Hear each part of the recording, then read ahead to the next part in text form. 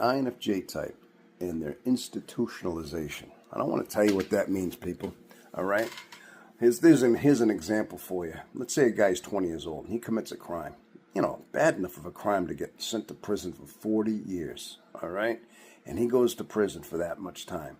And of course, prison's rough. You know, prison's probably not an easy place to live, but let's just say his time is up. He's been there 40 years. He's 60 years old now. He's getting out of prison. All of a sudden, you think, good for him. You know, he's a new man. He's reformed. You know, give him a chance. He gets out though, and he can't function on the outside. He can't hold down a job. He can't pay his rent. He can't do it because he's institutionalized. He's been in prison so long he forgot how to live on the outside world. So guess what? Sometimes these guys end up committing crimes again just to get thrown back in prison because that's all they know. That's what the INFJ personality type is. In a sense, we're in a personality penitentiary and our own little prison. And sometimes, many times through our life, even as youths, we try to change. We try to be like everybody else. We want to fit in with the rest of the world. We want to have friends. We want to be like their old friends, and maybe they want to start a family like everybody else. They see people around them, you know, living happy lives with people. They might try it, but they can't. They just can't because they keep drifting back to their solitude. They're introverts, so they need that alone time, and they drift back there. And sometimes during these moments they're in their introversion, they may feel bouts of depression, sadness, loneliness, despair, anxiety. They may go through a lot of different things in there.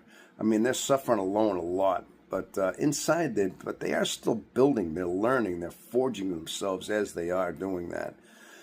But it reaches a point in their life where they realize that this is their life. Maybe the years go by and they finally get wise and they realize, you know what, I've tried to change many times. I've tried to be like everybody else, but I can't. This is just who I am. And once the INFJ realizes this, though, once they realize that this is their life, it actually improves. Once that realization is, hey, I got to accept who I am, is when their life actually does improve. They become wise. They become enriched. They become full of purpose. They actually are invigorated. I mean, yeah, they're still alone. They're in solitude a lot. But you know what? They enjoy what they got because they're institutionalized. And that's who they are. And but they make the best of their life that they can. And they start finding purpose in their own way once they've discovered that. So there is a happy ending. At least from what my understanding is. Maybe they went through a lot, but they realized their institutionalization is exactly who they are and what they are. And that's what they are. Okay, well, people, thank you so much.